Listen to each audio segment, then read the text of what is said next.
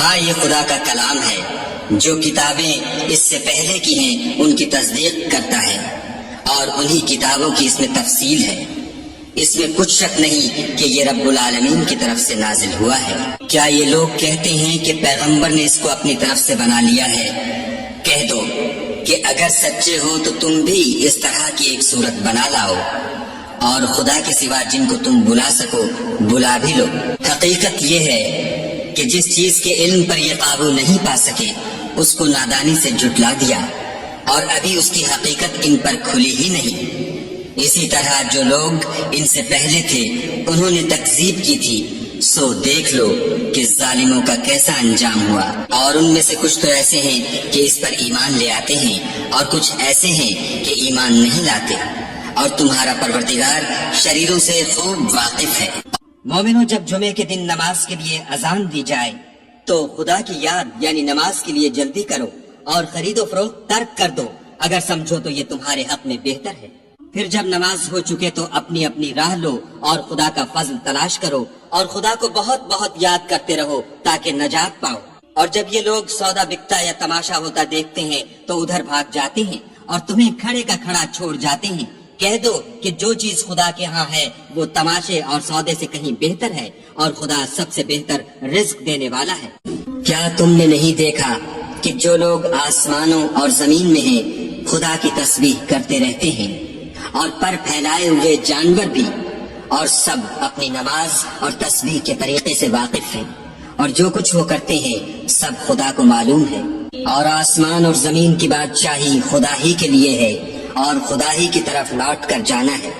کیا تم نے نہیں دیکھا کہ خدا ہی بادلوں کو چلاتا ہے، پھر ان کو آپس میں ملا دیتا ہے، پھر ان کو تہ بتہ کر دیتا ہے، پھر تم دیکھتے ہو کہ بادل میں سے مے نکل کر برس رہا ہے، اور آسمان میں جو اولوں کے پہاڑ ہیں ان سے اولے نازل کرتا ہے، تو جس پر چاہتا ہے اس کو برسا دیتا ہے، اور جس سے چاہتا ہے ہٹا رکھتا ہے۔ اور بادل میں جو بجلی ہوتی ہے اس کی چمک آنکھوں کو خیرہ کر کے بینائی کو اچکے لیے جاتی ہے۔ خدا ہی رات اور دن کو بدلتا رہتا ہے۔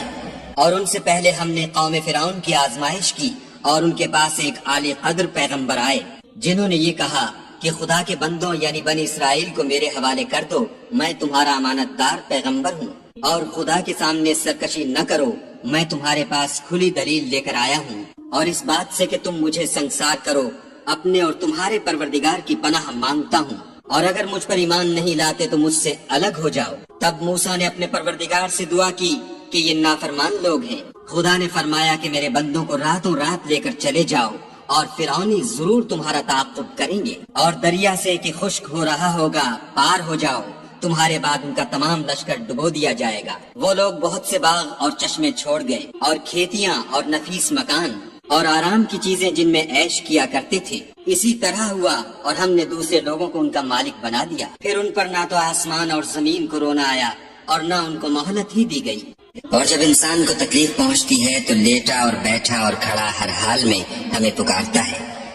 پھر جب ہم اس تکلیف کو اس سے دور کر دیتے ہیں تو بے لحاظ ہو جاتا اور اس طرح گزر جاتا ہے کہ گویا کسی تکلیف پہنچنے پر ہمیں کبھی پکارا ہی نہ تھا۔ اسی طرح حد سے نکل جانے والوں کو ان کے اعمال آراستہ کر کے دکھائے گئے ہیں۔ اور تم سے پہلے ہم کئی امتوں کو جب انہوں نے ظلم اختیار کیا ہلاک کر چکے ہیں، اور ان کے پاس پیغمبر کھلی نشانیاں لے کر آئے مگر وہ ایسے نہ تھے کہ ایمان لاتے۔ ہم گناہ گاروں کو اسی طرح بدلہ دیا کرتے ہیں۔ پھر ہم نے ان کے بعد تم لوگوں کو ملک میں خلیفہ بنایا تاکہ دیکھیں کہ تم کیسے کام کرتے ہو۔ اور جب ان کو ہماری آیتیں پڑھ کر سنائی جاتی ہیں تو جن لوگوں کو ہم سے ملنے کی امید نہیں وہ کہتے ہیں کہ یا تو اس کے سوا کوئی اور قرآن بنا لاؤ یا اس کو بدل دو۔ کہہ دو کہ مجھ کو اختیار نہیں ہے کہ اسے اپنی طرف سے بدل دوں۔ اور جب انسان کو تکلیف پہنچتی ہے تو لیٹا اور بیٹھا اور کھڑا ہر حال میں ہمیں پکارتا ہے۔ پھر جب ہم اس تکلیف کو اس سے دور کر دیتے ہیں تو بے لحاظ ہو جاتا اور اس طرح گزر جاتا ہے کہ گویا کسی تکلیف پہنچنے پر ہمیں کبھی پکارا ہی نہ تھا۔ اسی طرح حد سے نکل جانے والوں کو ان کے اعمال آراستہ کر کے دکھائے گئے ہیں۔ اور تم سے پہلے ہم کئی امتوں کو جب انہوں نے ظلم اختیار کیا ہلاک کر چکے ہیں، اور ان کے پاس پیغمبر کھلی نشانیاں لے کر آئے مگر وہ ایسے نہ تھے کہ ایمان لاتے۔ ہم گناہ گار